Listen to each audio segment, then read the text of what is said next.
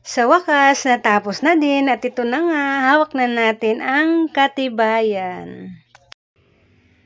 Hello po guys, kumusta po at welcome po sa aking channel, Merelody Vlog. So ito nga guys, unang gala nga ni Honda sa malayo at unang drive din ni partner sa malayo at unang uwi din ni Honda sa bahay namin sa Bulacan. Kasi nga guys, may kukunin kaming importante at kasama nga namin dito ang mga kapatid ni partner. Kasi nga guys, ang sasakyan na pinili namin ay 7-seaters para pag may sasama ay pwede.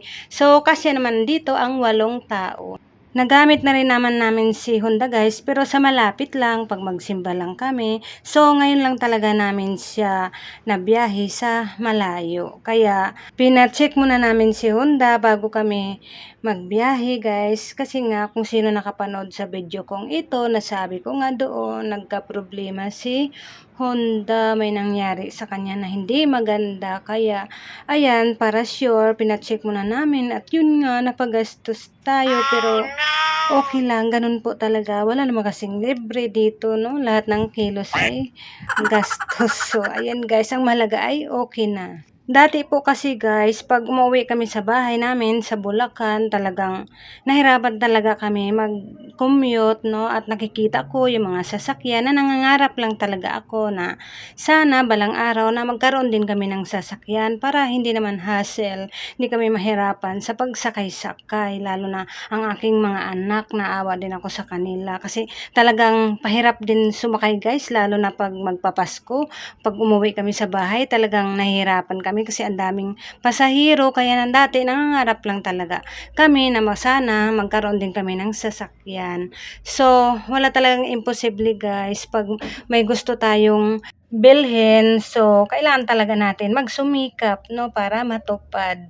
So, ito nga guys, tuloy-tuloy yung biyahe natin pag mayroon tayong sasakyan. So, gagastos nga lang tayo ng gasolina. Pero ang kagandahan talaga ay tuloy-tuloy yung biyahe kung may pupuntahan tayo. At ang kagandahan pa guys, hindi na ako nahihilo. Kaya thank you Lord po talaga. Kasi dati talaga hirap ako sa biyahe pag umuwi kami. Kasi sumasakay kami sa bus, na amoy ko nga yung pabango, nahilo talaga ako doon. Kaya ito talaga pinapangarap ko na sana makabili din kami ng sarili naming sasakyan at sa awa ng Diyos ay natupad.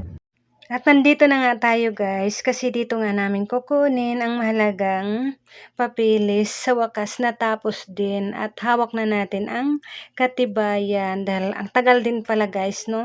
Pag magpalakad ka ng change name ng title, ang tagal talaga no guys. Pinalakad lang kasi namin sa attorney kahit ayun nga lang, sakit sa ulo, talagang magastos. Kaysa naman kami magpabalik-balik dito sa Bulacan. Talagang nakakapagod ang oras mo at di mo alam, ang daming hinahanap. So, kaya no choice na lang kami kundi magpalakad. So, ganun din naman, mapagastos lang din naman kami. Kaya ito, at sa wakas natapos din guys. At hindi pa nga kasama yung tax declaration sa binayaran namin dito sa pagpa-change name guys. Kasi nga, na-vlog ko na rin to kung magkano yung binayad namin. So, may dinagdag nga kami kasi may babayaran pa rin tayong tax, no? Kahit may sarili tayong bahay.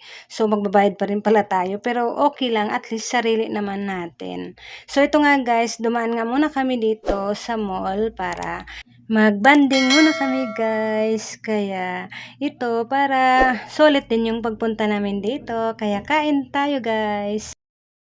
At ito nga din ang dahilan guys kung bakit din nauwi kami dito sa bahay, dahil ang ating obligasyon ng ating bayarin.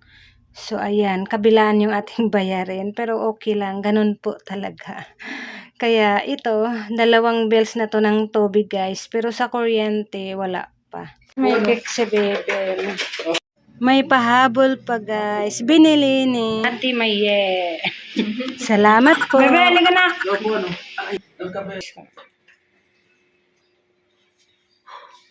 Yay! Happy birthday!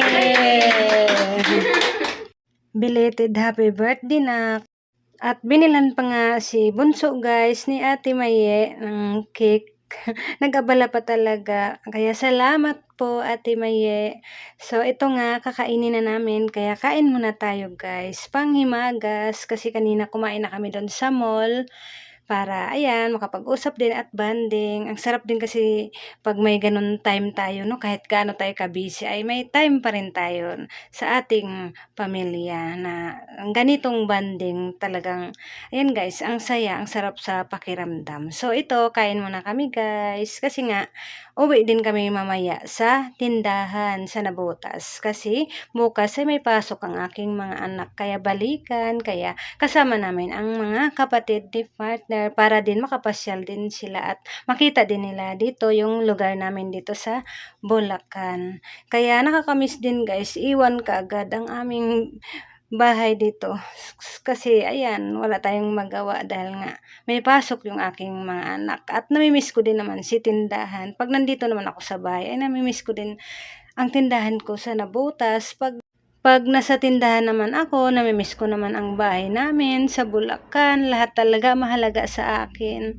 Kaya ayan, kaya babawi na lang talaga kami 'pag walang pasok yung aking mga anak, umuuwi kami minsan 3 araw, 2 araw, gano'n guys. Basta sinusulit namin yung pag-i-stay namin dito sa bahay kasi parang nakakaawa din kasi laging walang tao. Kasi minsan nga lang kami makakauwi sa 1 buwan kaya sinusulit namin kasi nga mayroon tayong obligasyon, mayroon tayong tindahan, mayroon tayong obligasyon sa ating mga customer 'no.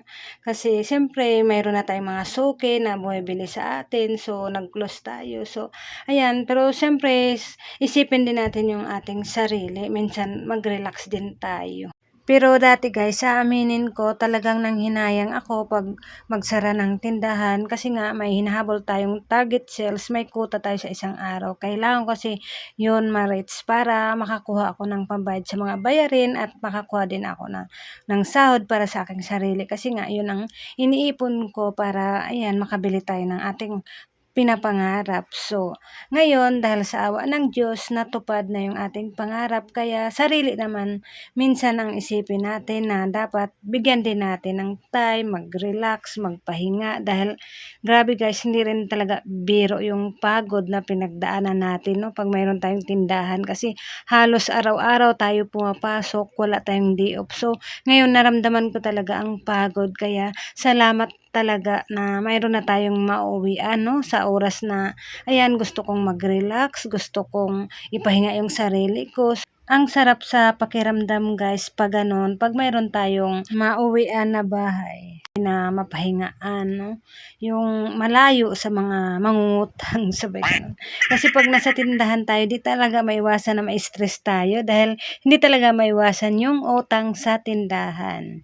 So, para hindi tayo ma-stress, piliin na lang talaga natin yung mga marunong magbayad, yung mga makukunat, so i-stop na natin para hindi naman tayo ma-stress kasi tayo nga nagpakahirap para ayan maka-survive sa araw-araw. So, kailangan protektahan din natin ang ating sarili at ang ating tindahan para hindi tayo ma-stress. So, ayan lang guys, maraming salamat po.